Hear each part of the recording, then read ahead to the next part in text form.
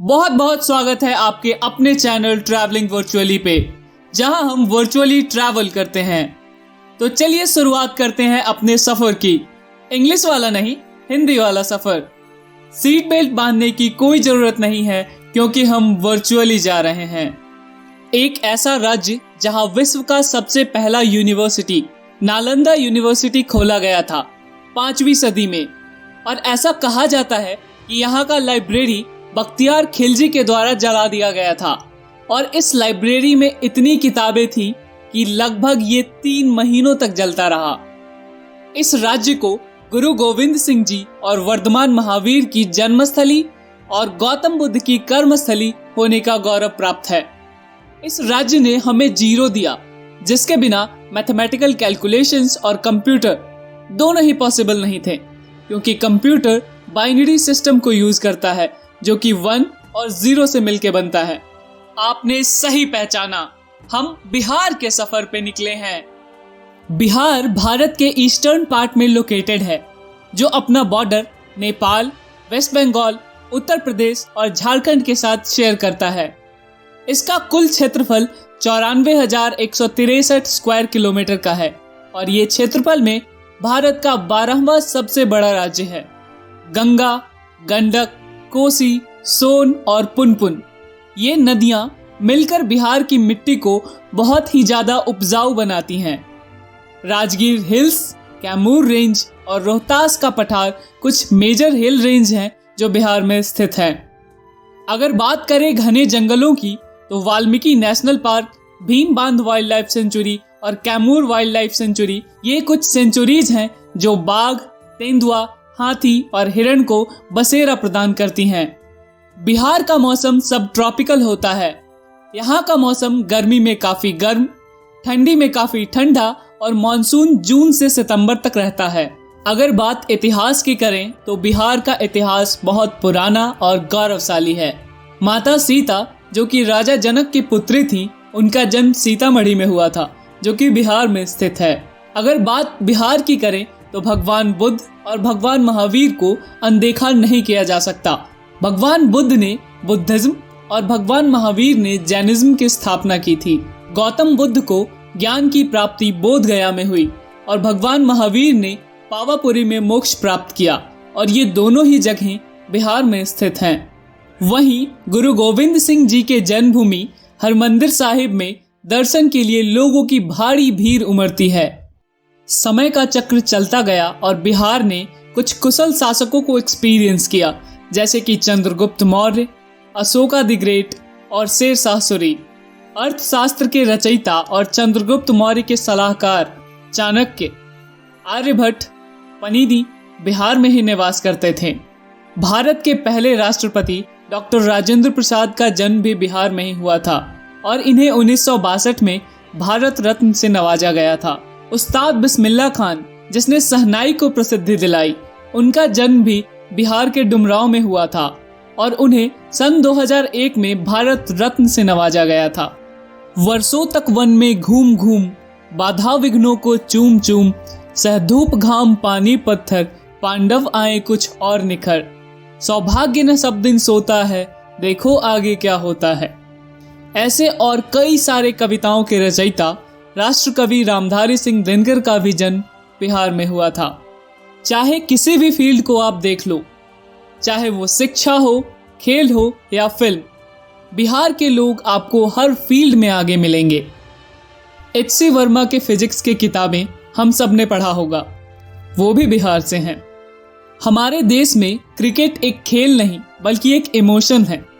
हर गली मोहल्ले में बच्चे आपको क्रिकेट खेलते हुए मिल जाएंगे।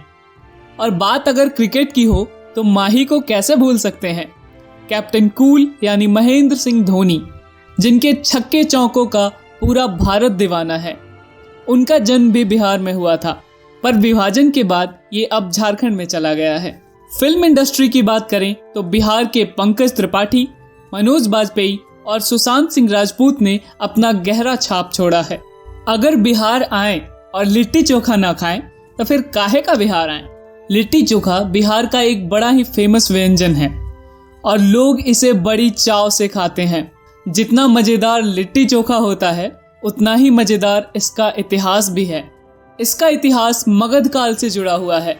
उस समय मगध की राजधानी पटना हुआ करती थी और युद्ध के दौरान चंद्रगुप्त मौर्य के सैनिक युद्ध में अपने साथ लिट्टी चोखा लेकर जाया करते थे, क्योंकि ये लंबे समय तक खराब नहीं होते थे और सेहत के लिए भी काफी फायदेमंद होते थे।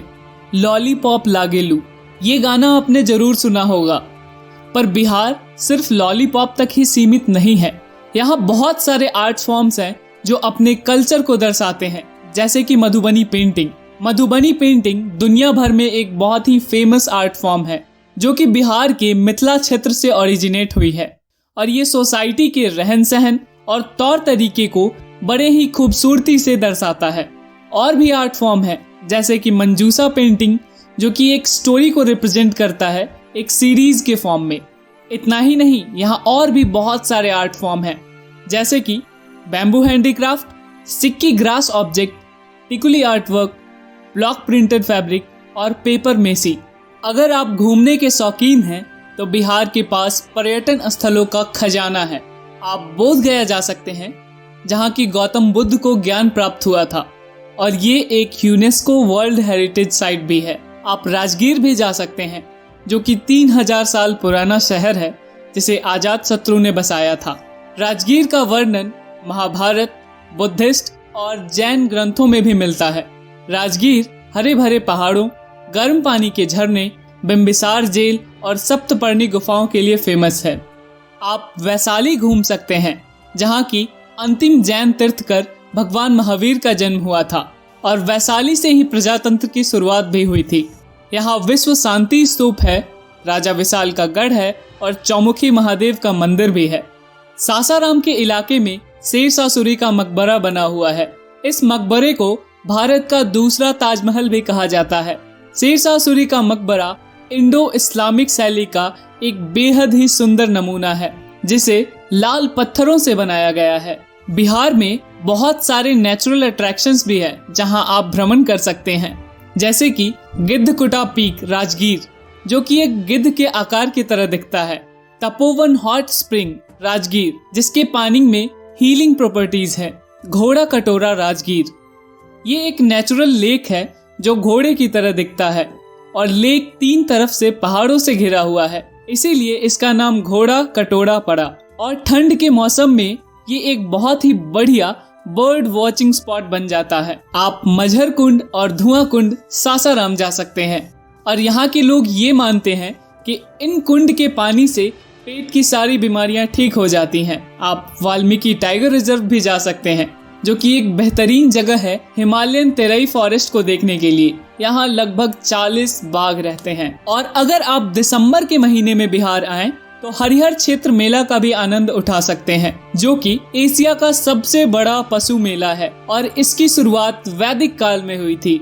लगभग दुनिया के हर कोने में आप बिहार के लोगों को देख पाएंगे, लेकिन एक बिहारी छठ पूजा का गाना सुनते ही अपने घर बिहार जाने को बेचैन हो जाता है और इस बेचैनी को सिर्फ एक बिहारी ही समझ सकता है। कभी आपको बिहार आने का मौका मिले या आप किसी बिहारी से मिले तो आप नोटिस कर पाएंगे कि यहाँ के लोगों में एक जिद है। जिद अपने कल को आज से बेहतर बनाने की, कुछ ना होते हुए भी सब कुछ पाने का जिद, चाहे वो मांझी का जिद हो या अपने लक्ष्य को प्राप्त करने का संघर्ष करता हुआ एक स्टूडेंट का जिद। तो कैसा लगा बिहार का ये वर्चुअल सफर, हमें कमेंट में बताइए और ये भी बताइए कि आप कहां से हैं। उम्मीद करता हूं कि आपको ये वीडियो अच्छा लगा होगा। जल्द ही मिलेंगे अगले वर्चुअल सफर में। तब तक वीडियो को लाइक कीजिए और चैनल को सब्सक्राइब कीजिए और हाँ, अपना ख्याल रखिएगा। जय हिंद।